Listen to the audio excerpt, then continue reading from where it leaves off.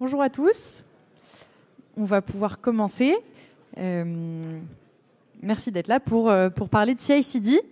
Petit disclaimer, moi je fais de la sécurité, donc je ne vais pas vous parler de comment on construit sa CI/CD. Il y a d'autres gens qui sont beaucoup plus experts que moi. Moi, je vais vraiment vous parler de la CI/CD, comment elle peut être hackée, qu'est-ce qui se passe et c'est quoi les bonnes pratiques qu'il faut mettre en place pour améliorer sa sécurité. S'il y en a qui se sont trompés, n'hésitez pas, je ne serai pas vexée si vous vous en allez. Donc, je vais commencer par vous raconter une petite histoire. Cette histoire, c'est en janvier 2023, il y a CircleCI, qui est un outil de CI, comme son nom l'indique, qui a annoncé une brèche majeure dans leurs outils. Et ils ont fait un report avec... ils ont raconté ce qui s'était passé dans leur incident de sécurité. Donc CircleCI, c'est un outil, quand on le configure, on set up son workflow et on va mettre des variables d'environnement dans une base de données de CircleCI, qui vont être l'ensemble des variables qui vont être nécessaires à la CI pour tourner correctement. Et pour ensuite builder le code et le déployer là où il doit être déployé. Donc il peut y avoir aussi des données assez sensibles, par exemple les clés de votre provider cloud, par exemple. Et ce qui s'est passé, c'est qu'il y a un attaquant, un hacker, qui a réussi à infecter le PC d'un des développeurs de CircleCI. Ce développeur, il avait des accès aux bases de données de prod, dans lesquelles il y avait des secrets, et donc notamment ces secrets de déploiement, etc., de mise en prod. Alors ça, ce n'est pas directement une attaque sur votre CI précisément, mais c'est un cas qui peut se produire et qui s'est déjà produit de récupération d'informations dans des CI via le provider de CI.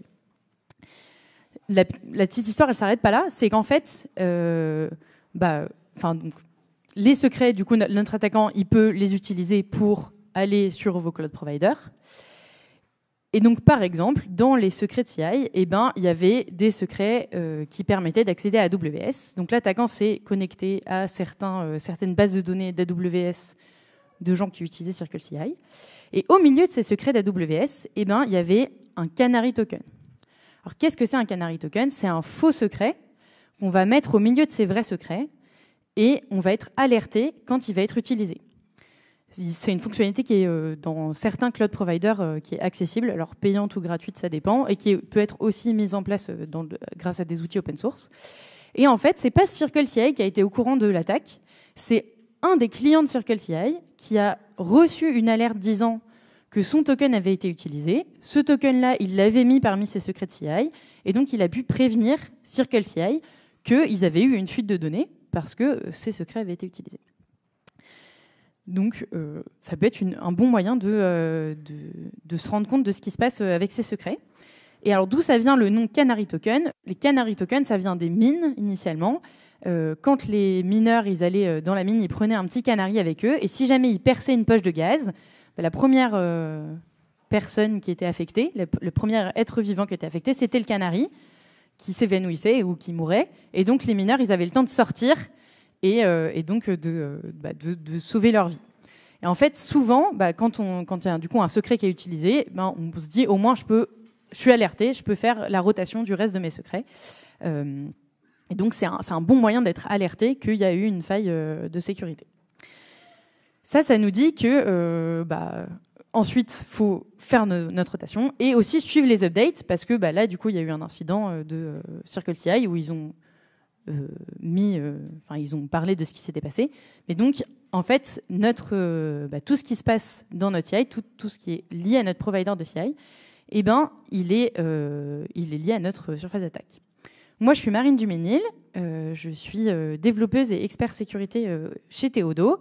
Et donc, je m'occupe de tout ce qui est la partie cybersécurité applicative, donc tout ce qui va être des applications web, applications mobiles. Et donc, forcément, autour, il y a aussi l'infrastructure, la CI, la CD, qui vont être tous les outils qui vont être mis en place autour de nos environnements de développement et qui vont faire partie aussi de notre scope à sécuriser. Moi, ce que j'aime beaucoup, c'est faire de la sécurité avec les développeurs j'ai vu dans plusieurs endroits, et aussi, avant de m'intéresser à la sécurité, j'ai fait du développement sans forcément faire beaucoup de sécurité avec. Et souvent, ça m'agaçait parce qu'il y avait des contrôles qui étaient mis en place où je ne comprenais pas pourquoi il y avait eu ces contrôles qui étaient mis en place. Et donc, ça me frustrait beaucoup. Alors, ce que ça a fait, c'est que je me suis intéressée à la sécu. Mais j'ai beaucoup de collègues, ce que ça a fait, c'est juste qu'ils ont voulu contourner ces sécurités qui étaient mises en place. Et donc, c'est pas du tout la bonne manière de faire. Et effectivement, parfois, ces contrôles de sécurité, ils sont pas toujours très viables pour tous les projets. Et donc, il faut discuter avec l'équipe de sécurité et voir ce qui est pertinent pour chaque projet. Donc, pour faire ça, moi, ce que je trouve un bon moyen de sensibiliser, c'est de raconter des histoires. Donc là, je vous en ai raconté déjà une. Et donc, en fait, c'est comprendre, raconter ce qui s'est vraiment passé dans la vraie vie, dans d'autres entreprises, pour savoir de quoi on doit se prémunir, comment on doit se protéger. Et le but de la sécurité, c'est protéger les gens, c'est simplifier la vie des gens aussi.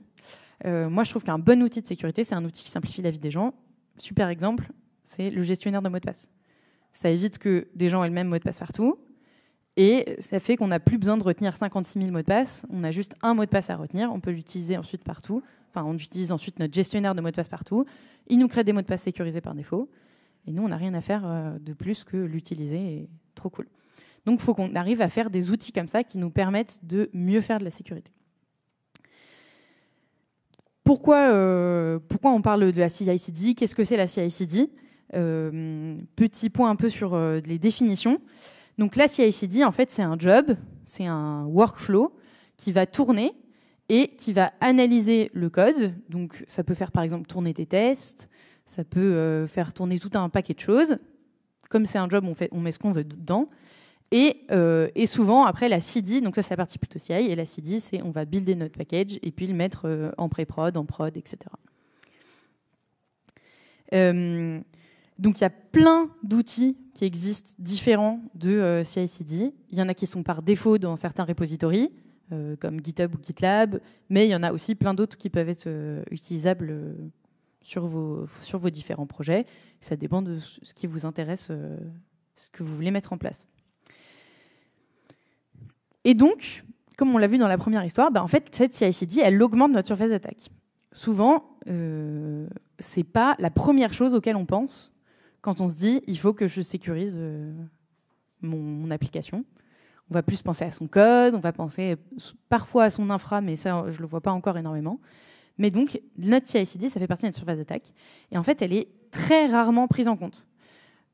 Quand j'ai vu des tests d'intrusion, ça m'arrive de faire des tests d'intrusion chez des clients, et quand je leur demande, mais et votre CI/CD, est-ce qu'elle fait partie du périmètre? Alors là, personne ne sait. Déjà, on ne sait même pas de qui c'est le périmètre. Parfois, il n'y a pas d'équipe de développement. C'est toutes les équipes de dev qui font un peu leur tambouille. Il n'y a pas de template, il n'y a pas de règles. Et donc, alors, s'il faut aller corriger, mais qui va s'en occuper? Non, du coup, on ne le met pas dans le périmètre du pentest. On a autre chose à faire que d'aller regarder ce qu'il y a dans la CI/CD. Alors que la CI/CD, c'est un chemin tout droit vers la prod, tout simplement. Et en plus, c'est aussi rarement monitoré par les équipes de sécurité des différentes entreprises parce qu'on ne s'en occupe pas vraiment. Du coup, je vais vous raconter une autre histoire qui est aussi liée à la CI. Donc cette fois, c'est lié à Travis CI. Je ne veux pas cracher sur certains outils. Hein. Les outils sont tous très bien et ont tous leurs points positifs et leurs points négatifs. Il y a eu des failles sur... si on regarde tous les outils, il y a eu des failles sur tous les outils de CI. J'en ai pris certains, mais ça ne veut pas dire qu'ils sont nuls par rapport aux autres. Donc dans Travis CI, quand on fait tourner son job de CI, il y a des logs qui sont envoyés dans une base de données. Et dans cette base de données et dans ces logs, parfois, il y a... du coup, les gens peuvent y accéder via une API dans laquelle ils se connectent. Ils se connectent, ils vont avoir accès aux logs. Et en fait, parfois, dans ces logs, il y a des secrets.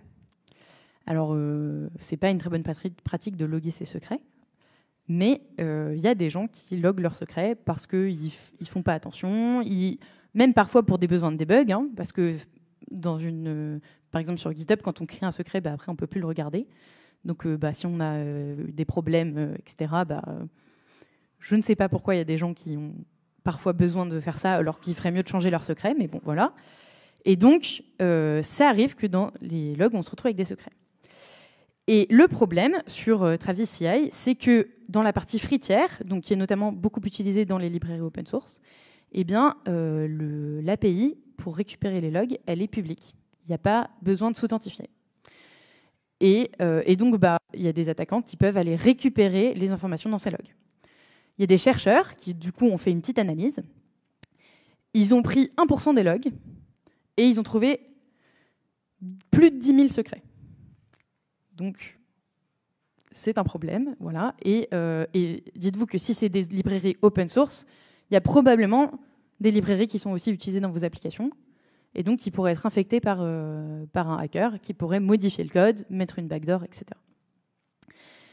Ce que Travis CI a fait, c'est mettre en place des contre-mesures pour éviter que ça arrive. Donc, notamment, ils ont filtré les secrets. Donc, maintenant, ils ont une espèce de regex qui regarde est-ce que ce qui est en train d'être ajouté dans les logs, c'est un secret ou pas, ou ça ressemble à un secret. Si ça ressemble à un secret, ils ne le mettent pas. Le problème, c'est qu'évidemment, il y a des secrets qui ne ressemblent pas à des secrets. Donc, c'est pas non plus... c'est pas ultra... Enfin, c'est un peu efficace, mais ça ne protège pas à 100%.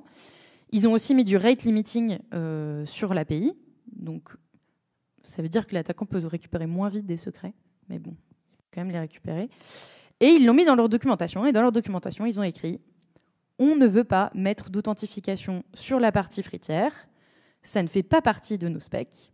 C'est une feature. Le free tier, les logs sont accessibles par tout le monde. » Donc, voilà, il n'y a pas de vraie contre-mesure. Il ne faut pas mettre ces secrets dans les logs. C'est la contre-mesure la meilleure. Et il faut aller lire la documentation de Travis CI pour savoir ça si vous utilisez le free tier de Travis CI. Mais voilà, il y a parfois la sécurité, c'est un supplément. Enfin, en tout cas, la fonctionnalité fait que la sécurité n'est pas faite par défaut. Donc, on va parler un peu plus tech et un peu plus de la CI et de comment ça marche.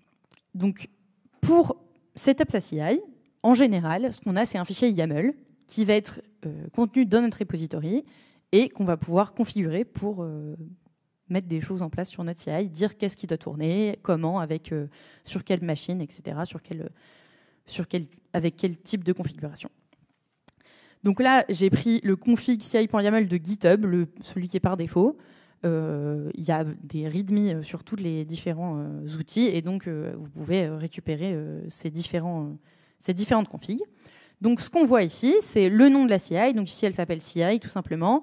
Quand est-ce qu'elle est déclenchée? Donc, elle est déclenchée au push sur main ou lorsqu'il y a des pull requests sur main. Et on va avoir la partie des jobs. Donc, c'est qu'est-ce qui va tourner. Donc, ici, ce qui tourne, c'est... Est-ce que j'ai ma souris? Ouais. C'est un petit print auto. Voilà, c'est pas grand-chose. C'est pas très intéressant. C'est le Hello World de la CI. Où on va juste tester est-ce que ça marche.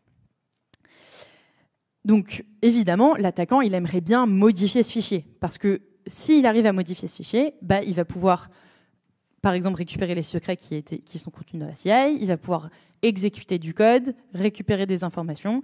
Il va pouvoir aussi faire ce qu'on appelle de l'escalade de privilèges, c'est-à-dire accéder à d'autres choses plus privilégiées, soit en modifiant le code, par exemple, et en se donnant des accès à la prod, en mettant en place des backdoors, en rajoutant des choses qui l'intéressent, en mettant une backdoor sur le serveur directement. Sachant quand même que le serveur de la CI, normalement, il a un temps limité de vie. Donc, ce n'est pas forcément le truc le plus intéressant pour l'attaquant de rester longtemps dessus. Mais bon, il pourrait toujours l'utiliser temporairement pour une attaque, pour miner du Bitcoin, même si bon, ce n'est pas le meilleur endroit probablement pour lui. Mais bon, voilà. Enfin, en tout cas, il peut faire des choses aussi sur ce serveur.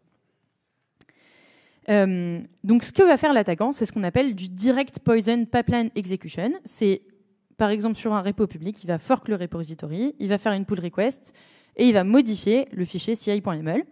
Et comme ça, quand il fait sa MR, ou sa merge request ou pull request, j'utilise un peu les deux indifféremment, eh bien, ça va exécuter sa CI. Alors, heureusement, donc son but, c'est afficher un secret. Donc là, il essaye d'afficher SSH key qui vaut le secret dans ma CI. Heureusement, la CI, elle ne va pas se déclencher automatiquement. dans un fork d'un repository public, la CI elle est déclenchée que quand il y a un maintainer qui a approuvé la MR. Donc là, je vois que moi j'ai forké un repo, bon, qui est à moi-même, mais voilà. Et j'ai essayé de modifier le fichier .yaml et on voit bien qu'il faut un approval pour que ça marche.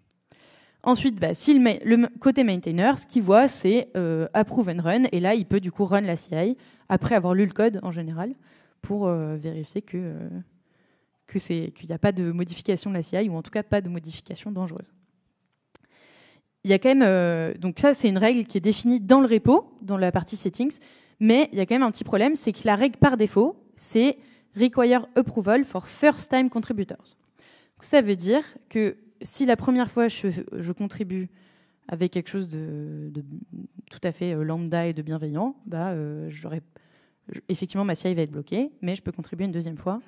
Et dans ce cas-là, ma CI elle va se lancer. Donc l'attaquant pourra lancer la CI. Et donc ce qu'il faudrait plutôt mettre en place, qui n'est pas du coup le setup par défaut, c'est require approval for all outside collaborators. Et ça veut dire qu'il n'y a que les maintainers pour lesquels ça se lance automatiquement. Sinon, il faut toujours un approve. Donc voilà, donc c'est ce que mon attaquant pourrait faire. Il pourrait fork le repository, faire une pull request avec sa correction de typo, et puis ensuite, quand ça approuve, quand c'est approuvé, il pourrait ensuite modifier le CI.yaml. Mais donc maintenant qu'on a setup cette partie-là, require approve for all outside collaborators, il ne peut plus faire ça. Et donc, ce qu'il peut faire, par contre, c'est exploiter une race condition qui a lieu au moment où mon maintainer va approuver la PR sur GitHub. Il y a plein d'outils qui font ça. Moi, l'outil que je connais, c'est ActionStock2, qui est un des outils, mais il y en a plein.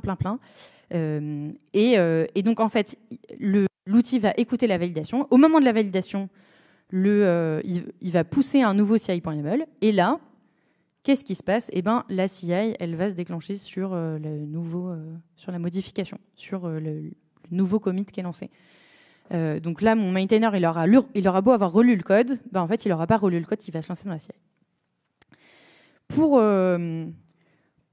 voir un peu ce qui se passe dans la CI ensuite, donc là, j'ai repris ce que j'avais mis au début, mais heureusement, quand mon attaquant il a lancé du coup son script pour afficher le secret, en fait, les secrets, ils ne sont pas visibles par défaut. Donc là, on voit SSH key, et il n'y a rien dedans. J'ai mon secret qui n'est pas accessible. Donc, mon attaquant ne voit pas le secret. Évidemment, ça ne l'empêche pas quand même d'exécuter du code et de faire plein d'autres choses qui ne nécessitent pas d'avoir les secrets. Bon, il n'aura peut-être pas du coup le secret de votre cloud provider, etc. Mais il pourra quand même accéder à des parties du code, accéder au serveur de CI, etc. Donc c'est quand même problématique. Donc voilà, ils pourront quand même faire plein de choses sur la CI. Pour modifier ça, pour empêcher ça, ce qu'on peut faire, c'est, au lieu d'utiliser pull request qu'on utilisait avant, on peut utiliser pull request target, qui est toujours sur la branche main. Et ce que ça fait maintenant, c'est que quand on a la CI qui se lance, on voit bien qu'il y a le setup de pull request target, et c'est pas le fichier de CI modifié par l'attaquant qui va run, c'est le fichier de CI du repository. Donc tous les changements sur la CI ne seront pas appliqués. Évidemment, si vous faites des changements sur votre CI et que vous voulez les tester, il faut rechanger ce setup. Le problème, c'est si jamais votre CI elle utilise un script externe, c'est pas appliqué sur les scripts externes. C'est appliqué que sur le fichier lui-même de CI. Donc là, j'ai un .runtest.sh.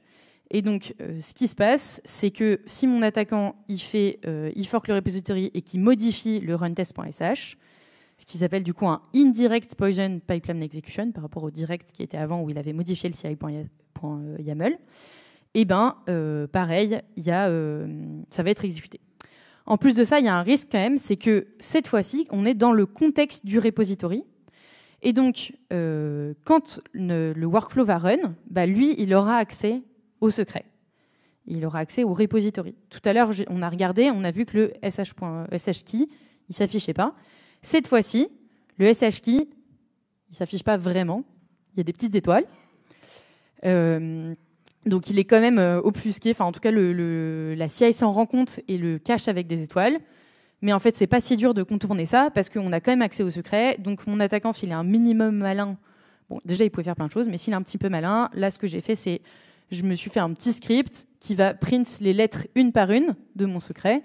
Et donc là, on voit bien à gauche que mon secret est print lettre par lettre. Donc voilà, this is a strong secret. Bah, en tout cas, maintenant, il est découvert ce secret.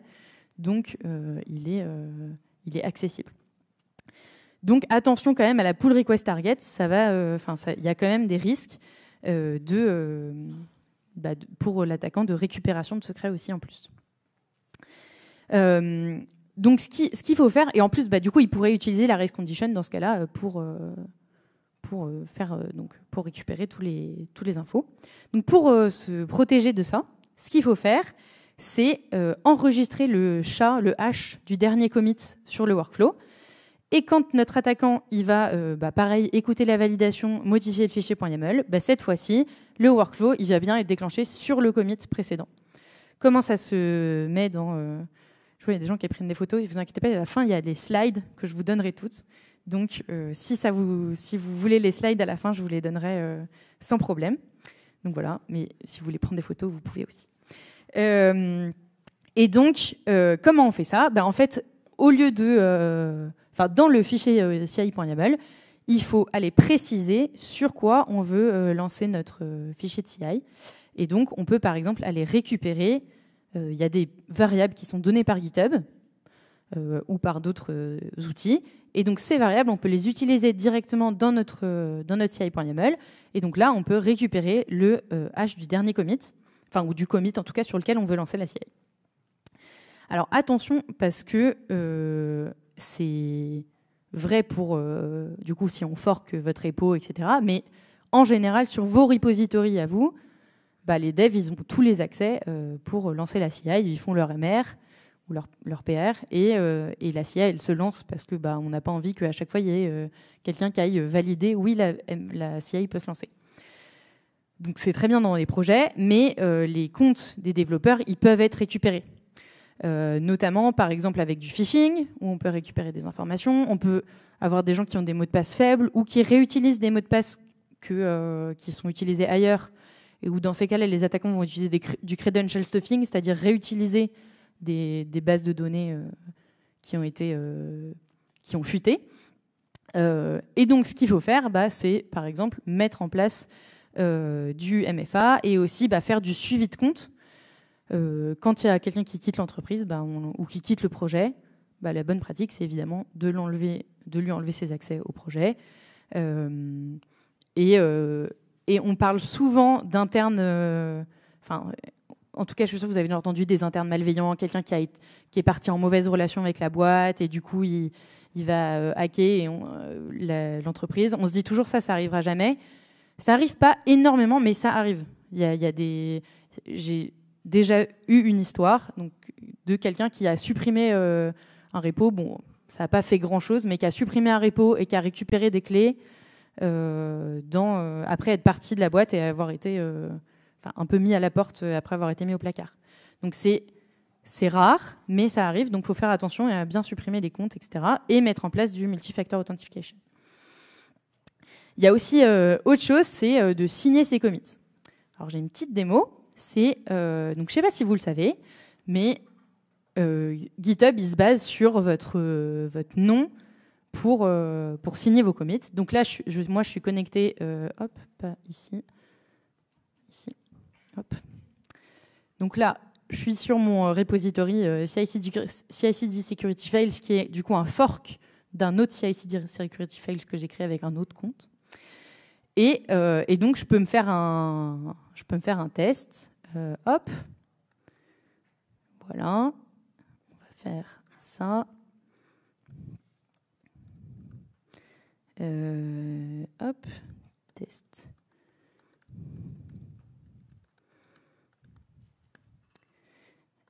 Hop, là, je push. Si ça marche. Ça ça marche. J'avoue que c'est la première fois que je fais cette démo en live, alors j'espère que tout va bien marcher parce que voilà. Donc là, j'ai bien moi-même qui ai fait mon commit. Maintenant, je me dis si j'allais faire un commit à la place d'un de mes collègues. Donc, ce que je vais faire, c'est je vais faire un git config hop. Donc voilà, j'ai un de mes collègues, il n'est pas là en plus aujourd'hui, mais c'est mon collègue de sécurité. Et donc, je peux utiliser son user email, et je peux utiliser, hop, est-ce que je l'ai ici? Oh. Hop, bon, on va faire ça. Utiliser son, je pense que c'est ça. Et donc là, hop, je vais changer mon code, je vais mettre ça, Paul. Hop, je vais ajouter mon code, refaire mon commit.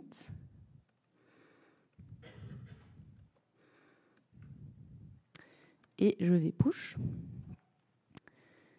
Hop. Et donc là, normalement, mon deuxième commit devrait s'afficher, si tout marche bien. Et donc, vous voyez bien, là, j'ai commit à la place de Paul Molin, qui est un de mes collègues. Et c'est comme si c'est lui qui avait écrit le commit. Et donc, ce qu'on peut voir, c'est... Ah oui, en fait, pardon, j'avais oublié de changer de compte initialement. Mais c'est pas très grave. On va... Hop, et si... Donc là, moi, je suis connectée. Je suis désolée, parce que mes comptes s'appellent tous les deux MarineMB, donc c'est pas hyper pratique. Mais donc, il y a ce compte-là, où on voit que je suis en vacances, plutôt. Et j'ai un autre compte, qui est du coup mon compte perso, où là, je suis aussi en vacances, mais à Londres. Et donc, celui-là, dans ce compte-là, là, j'ai ajouté le Vigilant Mode, c'est-à-dire que dans ce cas-là, ils sont set up as unverified. Et donc là, on voit bien que ici, j'ai utilisé le compte sur lequel je ne suis pas pour faire un commit. Et j'ai un petit tag unverified. Mais donc, ça veut dire que par défaut, les commits, ils sont quand même... Enfin, quand vous n'avez pas dit que vous voulez signer vos commits, les commits, ils ont l'air normaux. Mais c'est que si vous avez dit que vous signez vos commits, qu'ils vont être flagués comme unverified dans votre repo. Super. Hop. Hop.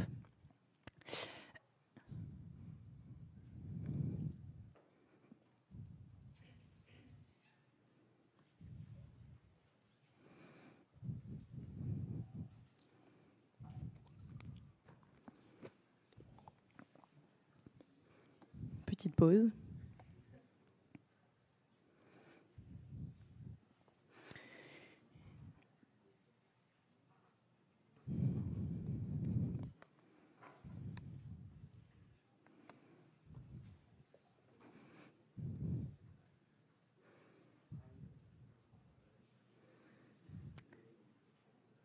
Que se passe-t-il?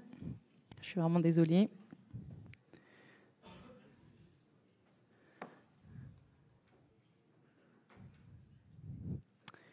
Hop, je vais essayer de faire ça. De toute façon, normalement, j'ai plus besoin d'Internet. Je ne peux pas faire... Hop! Je suis vraiment désolée, ça va arriver.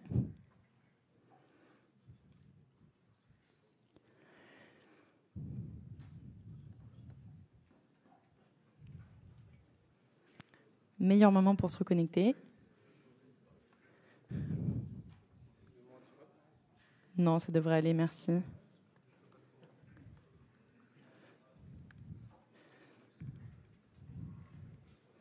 Non, je ne vais pas cliquer sur Show Password.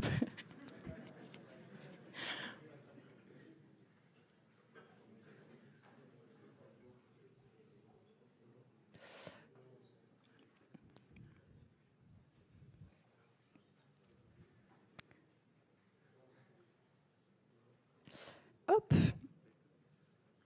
Parfait, on en était là. Donc c'est ce que je disais. Ce qu'il faut, c'est activer dans ces paramètres l'option qui est dans les clés SSH et GPG pour dire qu'on veut flaguer les commits qui ne sont pas signés. comme étant unverified. Et ensuite, dans la config, dans votre config locale, il faut mettre un guide config GPG sign à true en précisant la clé que vous voulez utiliser.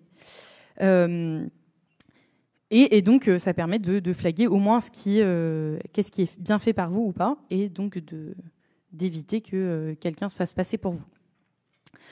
On l'a vu aussi, donc on peut utiliser des variables dans notre fichier de CI.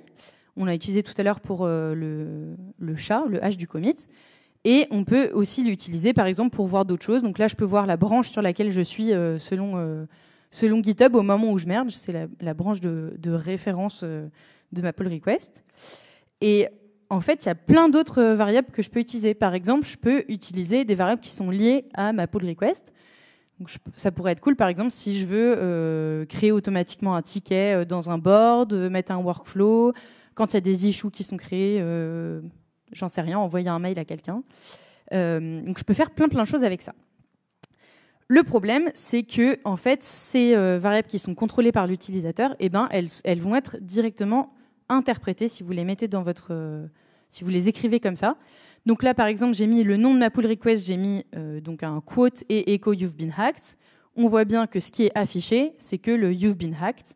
Ce qui est run, c'est echo une string vide et echo you've been hacked.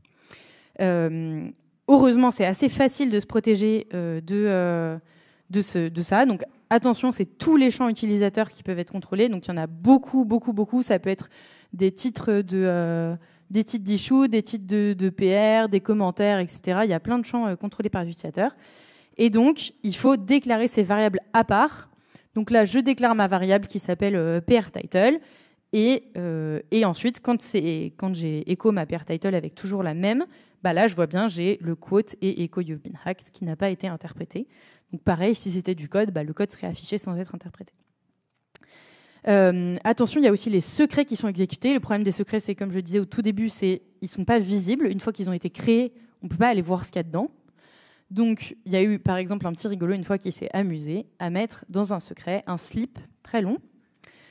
Et donc, forcément, les CI ils sont mis à tous timeout. Donc là, ce n'est pas hyper grave. C'est un peu chiant pour votre projet, mais ce n'est pas hyper grave. Mais il y a des trucs beaucoup plus graves qui peuvent être mis dans les secrets, évidemment, tout ce qu'on disait de ce que l'attaquant pourrait faire. Et donc, faut faire aussi attention à ces secrets qui peuvent être aussi interprétés. Et donc, il faut aussi les utiliser comme des variables. Il y a aussi autre chose, c'est si jamais vous corrigez du coup votre fichier de CI.yaml, quelque chose d'important, c'est que par défaut, surtout si ça dépend aussi de comment vous avez configuré votre CI, mais par défaut du coup sur vos MR, le fichier qui va être utilisé, c'est l'ancien fichier de CI.yaml.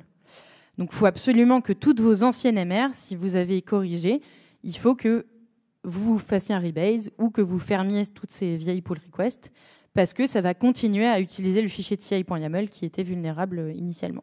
En tout cas, dans les configurations par défaut, si vous utilisez le pull request target, ça va utiliser le CI du repository. Donc là, vous serez protégé. Mais si vous utilisez le pull request, qui est ce qui est dans le README par défaut, ça va utiliser le fichier de CI qui est dans la branche, donc qui peut être vulnérable. Du coup, qu'est-ce qu'on fait? Est-ce qu'on arrête d'utiliser des CI/CD? C'est peut-être ça la solution. Alors, évidemment que non. On ne fait pas du tout ça. Les CI/CD, ça s'inscrit dans une évolution DevSecOps qui permet d'automatiser plein de choses. Mais ce qu'on fait, c'est qu'on contrôle le code de notre CI ou de notre CD au même titre que le code de notre application. Et du coup, on s'assure qu'il y a des bonnes pratiques de sécurité qui sont mises en place. En fait, la CI/CD, c'est un super outil pour faire de la sécurité. On va pouvoir suivre tout au long du cycle de notre produit la sécurité aussi grâce à la CI/CD. Quand on fait notre flux de code, on développe en local, etc. Et donc, avant de mettre en production, ça nous permet de faire des vérifications de qualité.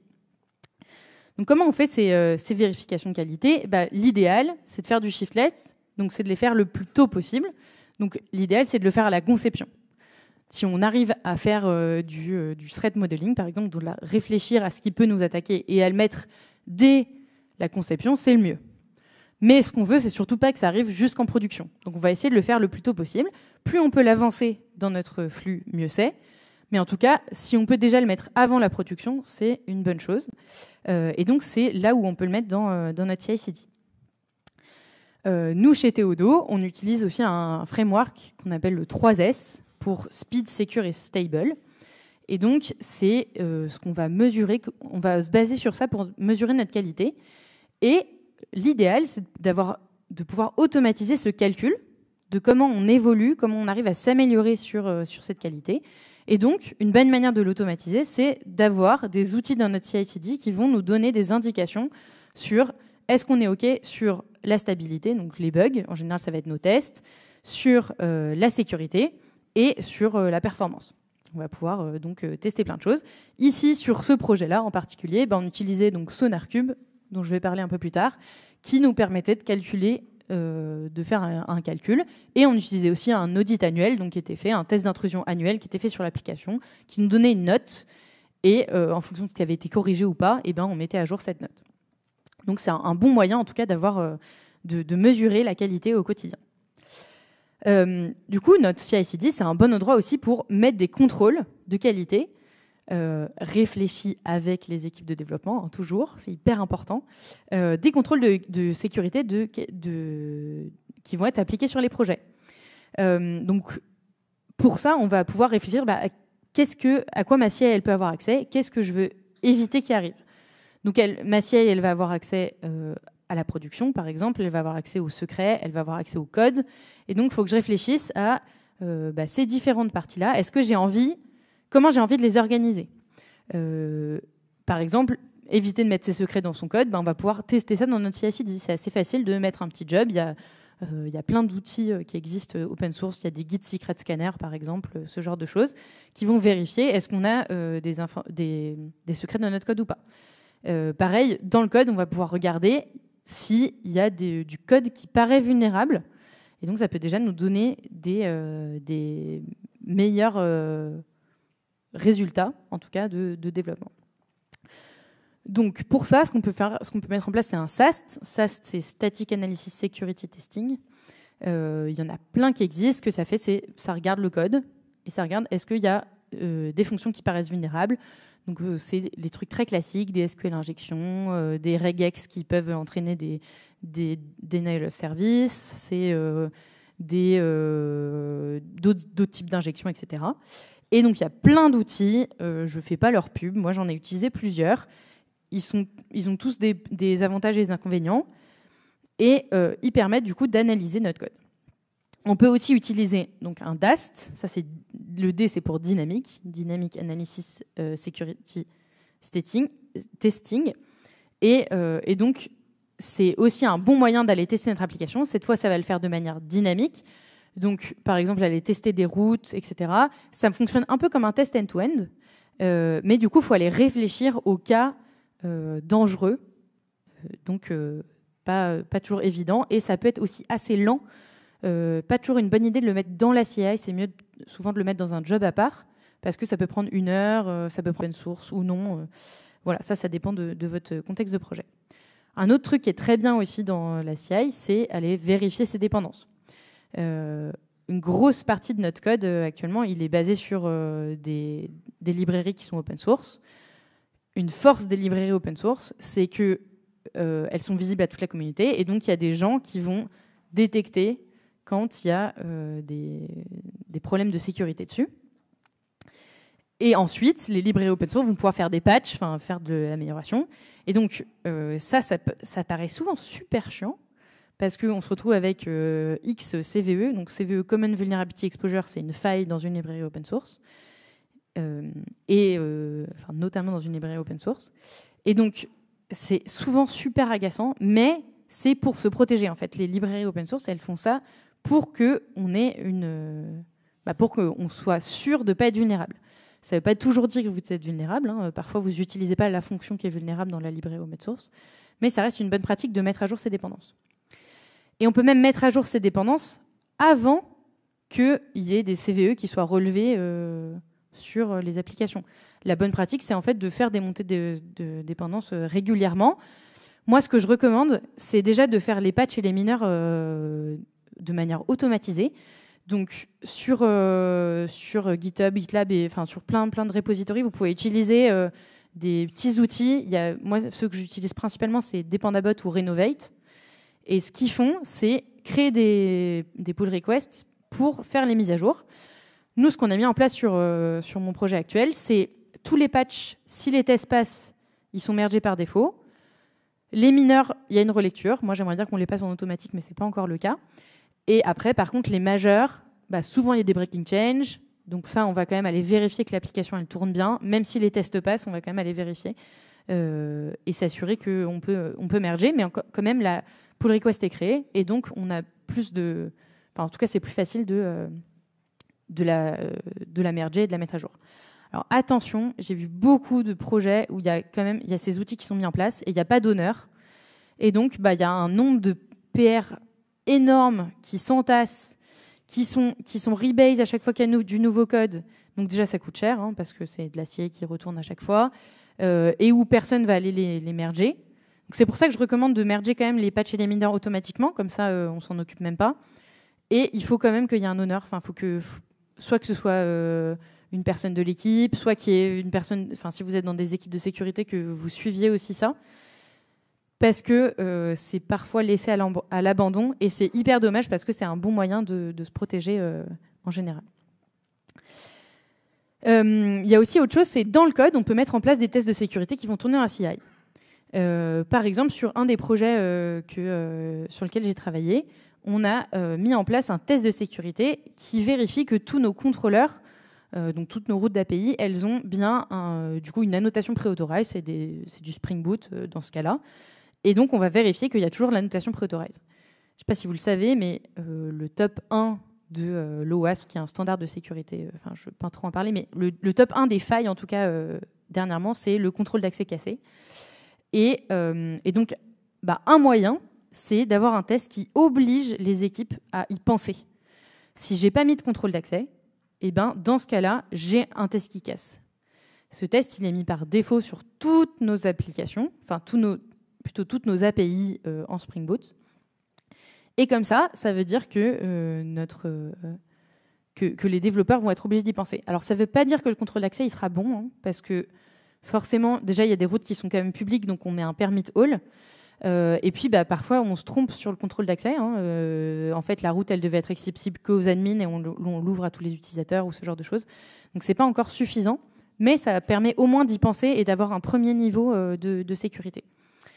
Il y a aussi d'autres tests qu'on peut mettre, par exemple tester les 403, tester les 404, c'est un super bon truc à faire.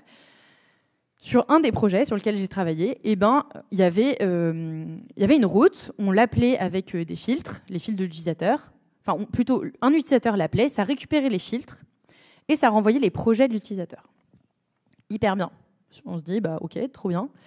Et puis on se rend compte un jour, il y a un nouvel utilisateur qui s'inscrit et puis il avait 0 droit. Et qu'est-ce qui se passe? Du coup, il n'y a pas de filtre en fait. Et donc, qu'est-ce qui se passe? Ça a renvoyé tous les projets. Donc, évidemment, c'était problématique. Et donc, c'est parce que aussi, il n'y avait pas eu de test qui avait été mis sur le cas où un utilisateur a aucun droit et doit avoir aucune remontée. Donc, moi, je recommande vraiment tout le temps de tester aussi les 403 ou les 404 sur vos routes, ou tester le cas où quelqu'un n'a pas de droit, ou n'a pas les bons droits, parce que ça permet justement de catcher ce genre de problème. Je vous parlais aussi du contrôle d'accès. Donc effectivement, on s'est rendu compte que notre petit test de contrôle d'accès, c'était cool, ça y faisait penser, mais ça ne vérifie pas que le contrôle d'accès, il est le bon sur les différentes routes. Et donc pour ça, on a mis en place des petits outils qui vont lister le contrôle d'accès sur les routes. Et au moins, comme ça, c'est lisible par le métier. On peut le revoir ensemble avec le métier. Donc, je vous ai mis les outils que nous, on utilise. Le premier, du coup, c'est moi qui l'ai développé parce que je fais surtout du Spring là, depuis quelques années. Donc, vous pouvez l'utiliser, il est open source. Et il y a d'autres outils qu'on peut utiliser sur d'autres projets où ce n'est pas les mêmes langages.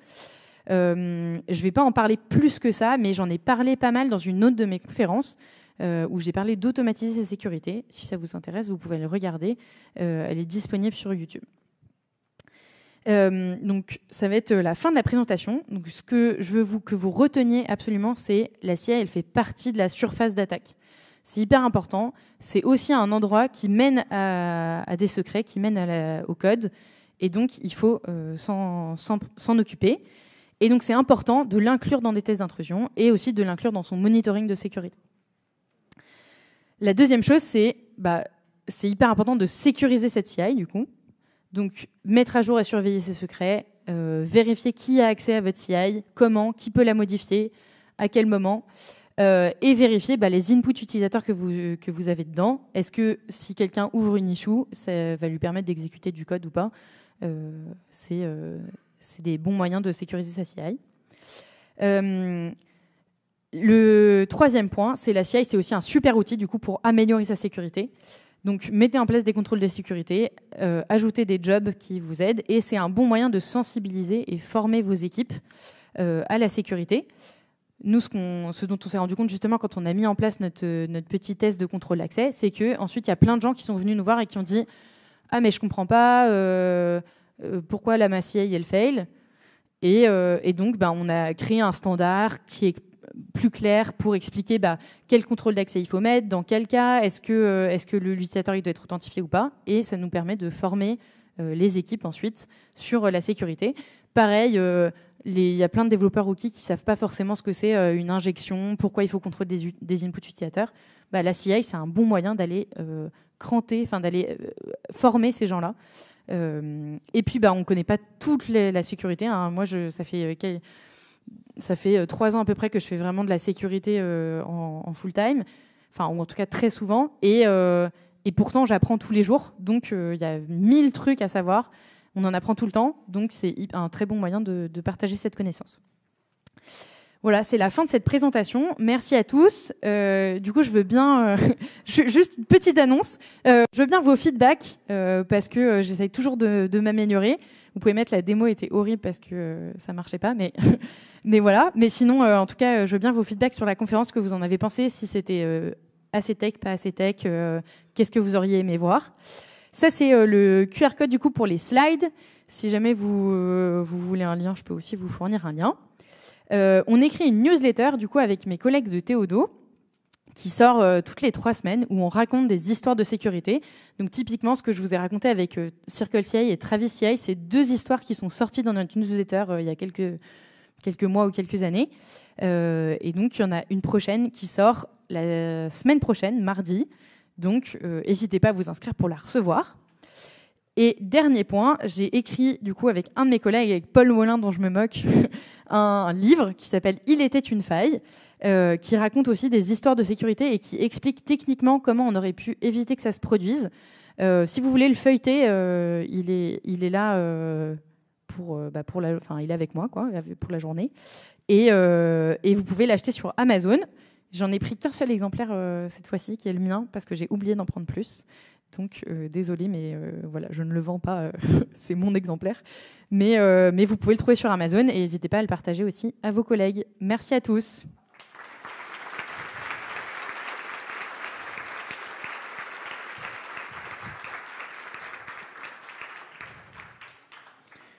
Et je pense qu'il n'y a pas de temps pour les questions. Je ne sais pas si... Une question, s'il y a une question, je prends une question. Sinon, vous pouvez venir me voir pendant la journée. Merci à tous.